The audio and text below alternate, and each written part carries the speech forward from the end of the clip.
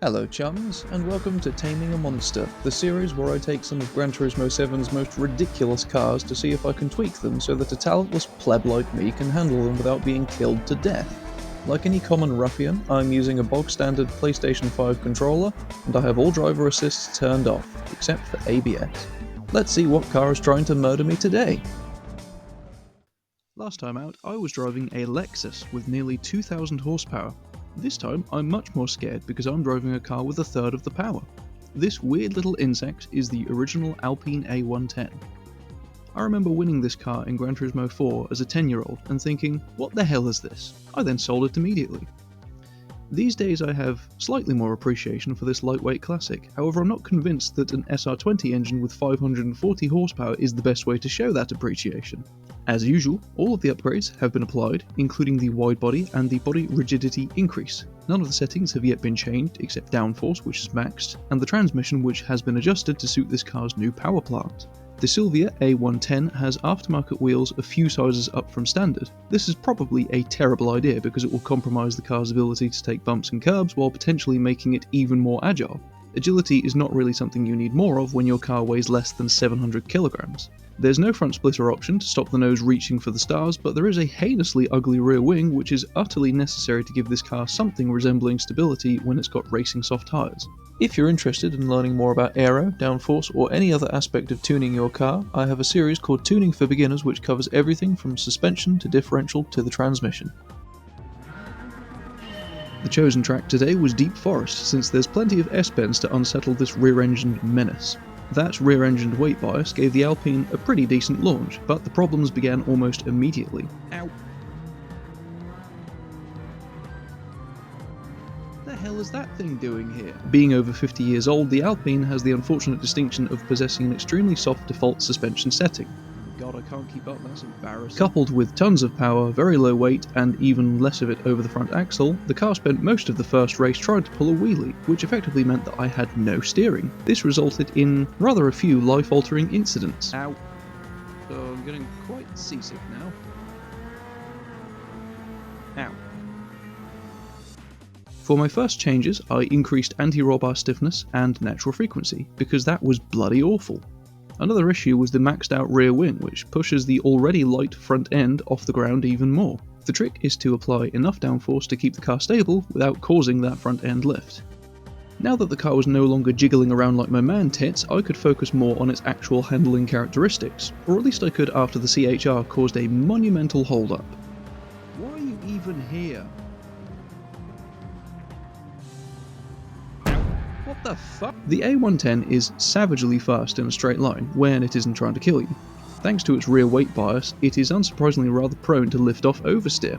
It also has some rather terrible brakes which are absolutely not up to the task of slowing down this car when it's capable of well over 200 miles per hour. Despite the massive transformation the tweaks have already made, the light front end makes it so that the car still suffers with light steering at high speeds.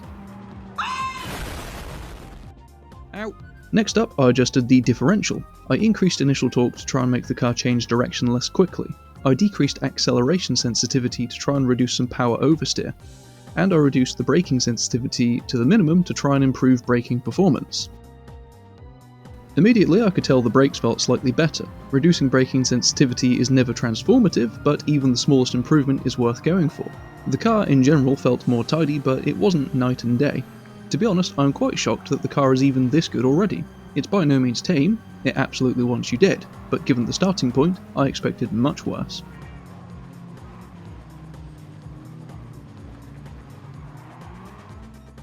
For my final changes, I set the ride height lower at the front to satisfy my aesthetic OCD.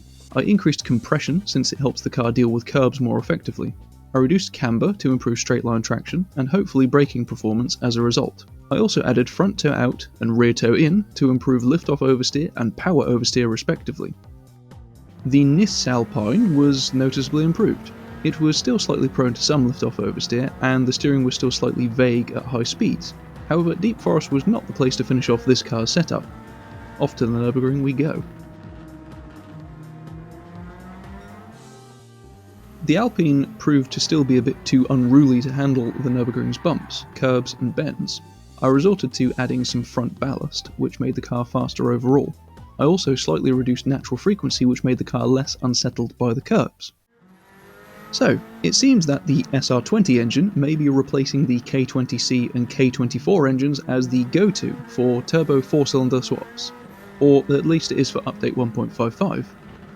While it does sound slightly better than both of the Honda engines and delivers its power more smoothly, it still wouldn't be my first choice, for the same reason as the Honda engines: the sound pitch. If you don't understand what I mean, here's a little experiment for you to try. Get yourself the FK8 Civic Type R and the newer FL5 Civic Type R. Both of them have a very similar variant of the K20 engine, but if you upgrade both, they'll sound different. The reason is that when you upgrade the engine, the rev limit increases, but for whatever reason the sound pitch of the FK8 doesn't change, but the FL5 does. So they have the same sound sample, but the FL5 sounds like it's revving higher, even if it actually isn't. As a result, the newer FL5 sounds really good once upgraded, and the older FK8 sounds terrible. The SR20 DETT engine has the same issue. It's revving to 9,000 RPM, so it should sound like it's screaming its tits off. But the pitch hasn't changed from stock, so it still sounds like it's revving to the old redline somewhere around 7,000 RPM. So this very highly strung 4-cylinder engine sounds like it's barely getting started. This has been my problem with a lot of the engine swaps in GT7 more than anything else. They simply don't sound exciting enough compared to many other options in the game. As for how the Alpine A110 handles this power, it's better than you'd expect. I remember trying to tame this car fairly early on in the game's life cycle, back when the physics were still ridiculously unforgiving close to launch. And this car was barely drivable on its stock engine before even adding the turbo. Now it's hurtling around the Nordschleife at close to 200 miles per hour.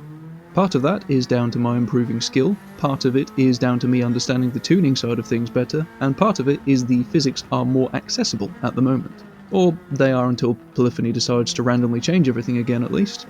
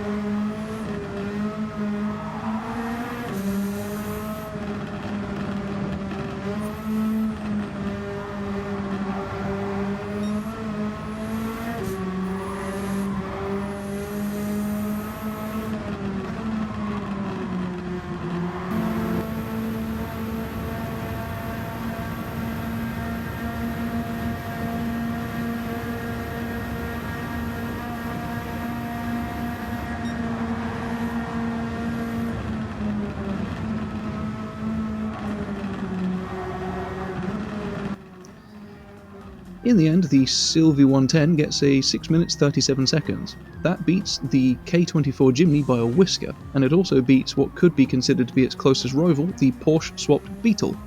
Most of that is down to top speed, since the Alpine loses time in the corners compared to a lot of the other cars. So that was my attempt to tame a monster. I hope my settings helped, or that you enjoyed this video. Join me next time where I've got an 800 horsepower Porsche with no downforce. Thank you very much for watching, and if you're feeling particularly generous, I would greatly appreciate your subscription. Take care of yourself, and ta-ra!